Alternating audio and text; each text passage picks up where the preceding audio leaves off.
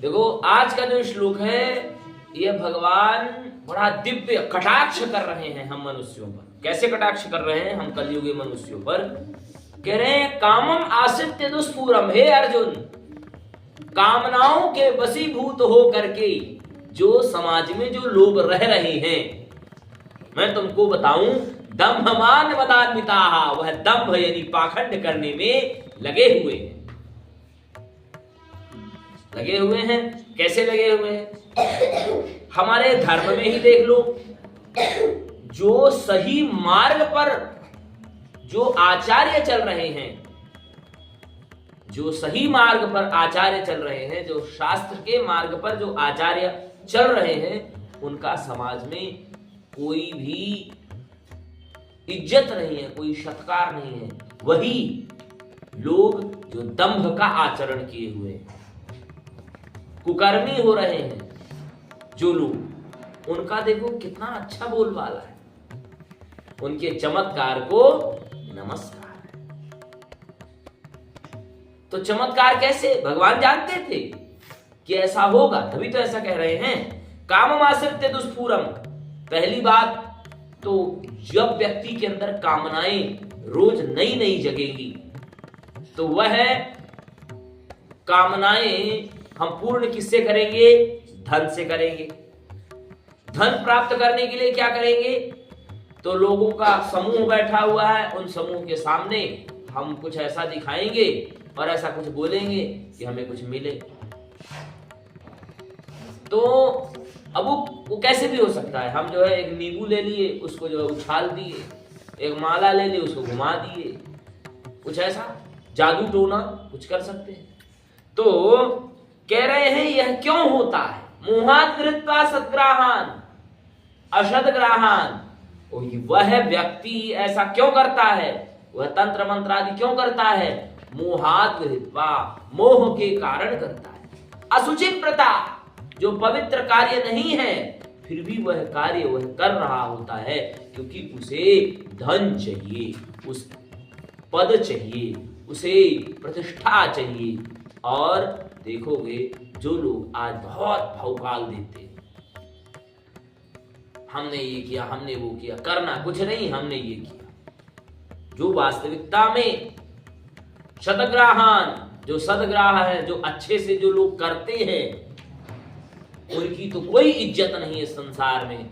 जो लोग केवल अशतग्राह करते हैं, जो करते नहीं, जो ऐसे बताते रहते हैं, दंभ आचरण करते हैं, उनकी समाज में बहुत ज्यादा इज्जत है। और तुम लोग सुनते ही होगे कि कौवा मोती खाएगा और हंस चुनेगा दाना दाना। यानी कि कलयुग का सीधा सा पर्याय ये है, योग्य व्यक्ति इधर उधर भटकेगा और योग्य व्यक्ति किधर भटकेगा? इधर उधर भटकेगा, और जो अयोग्य होगा वह आगे जाएगा। उदाहरण के तौर पर देख लो, आरक्षण मिल रहा है, आरक्षण मिल रहा है ना। एसटी, एससी, ओबीसी, ये 3 कैटेगरी है, इनको क्या मिलता है? आरक्षण मिलता है। फिर इसके बाद अभी तक तो एसटी एससी वो क्या होता था, एक्ट लगता था, लोगों के ऊपर केस हो जाता था बिना मतलब। अब केस होने के बाद अब जो है, जो जर्नल वर्ग के बच्चे थे वह यूनिवर्सिटियों में अच्छा टॉप कर रहे थे, तो वहां पर भी आ गया यूजीसी एक्ट।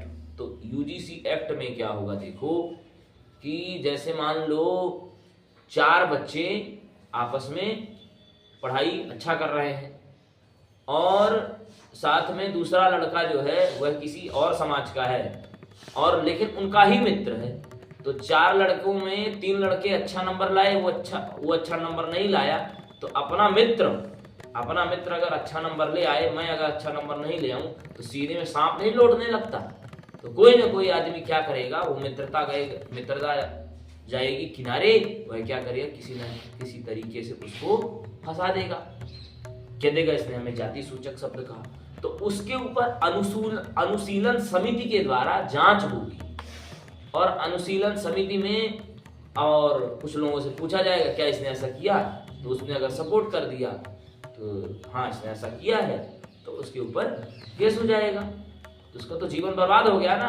90 नंबर CGPA में 9.8 या फिर 8.9 ला करके वो क्या करेगा? कुछ करेगा हैं? जिसका दिमाग कहाँ था? पढ़ने में था, उसका दिमाग कहाँ जाएगा? अपराध में जाएगा कि नहीं जाएगा? तो इसी तरीके से जो योग्य व्यक्ति है वह क्या करेगा? इधर उधर भटकेगा। जो अयोग्य व्यक्ति है वह क्या करेगा? आगे आगे जाएगा। पर वह जो योग्य व्यक्ति है वह अपने लिए तो कुछ व्यवस्था कर लेगा, कुछ कर लेगा, प्राइवेट वर्क करने लग जाएगा। पर लेकिन जो अयोग्य आदमी है वह क्या करेगा? सरकारी में ही लगा रह जाएगा, उतने तक ही वह सीमित रह जाएगा। सरकारी नौकरी कोई बहुत अच्छी भी नहीं है, उसके मेरिट्स भी हैं, डिमेरिट्स भी हैं। सर मेरिट्स ये हैं कि आप जो है काम करो चाहे ना करो, आपको तो सरकार देगी ही। डिमेरिट्स ये हैं 60 साल के बाद तुम क्या करोगे। पर लेकिन अगर प्राइवेट सेक्टर में जाओगे तो आज नहीं कल वही तुम्हारा जो है बिजनेस बढ़ता रहा, धीरे धीरे वह तुम्हारे उसमें पुत्र चलाएंगे, उसको आगे सब चलाते रहेंगे। तो इसीलिए ज्यादा कोई आरक्षण और रक्षण कोई अच्छी बात भी नहीं है। ठीक है, तो भगवान आज देखो यही कह रहे हैं, कामम आश्रित्य दुष्पूरम, कामनाओं को लेकर के हे अर्जुन लोग पाखंड करेंगे, दंभ करेंगे, दंभ का आचरण करेंगे, झूठ बोलेंगे, असत्य कहेंगे, धर्म का कार्य नहीं करेंगे, जो धर्म में शास्त्रों में कहा है उसके ठीक विपरीत चलेंगे। जो वानरों की बुद्धि होती है ना वह कहां जाती है? लोगों के साथ जाती है। जो अच्छे योग्य पंडितों की बुद्धि होती है वह शास्त्र की तरफ जाती है। परंतु मोह के कारण कितना भी पढ़ा व्यक्ति है पर लेकिन वह धन के लोलुपता के कारण वह इधर उधर का असुचित व्रत काम करेगा, यानी कि तंत्र मंत्र आदि का, यानी बिना मतलब का धर्म के खिलाफ जो है जो भी कर सकता है वह करने के लिए हमेशा उद्यत रहेगा। भगवान कृष्ण कितना जानते थे कि आने वाला समय ऐसा ही होगा। तो आज 2026 चल रहा है, 26 चल रहा है, उसमें देख लो यही तो हो रहा है।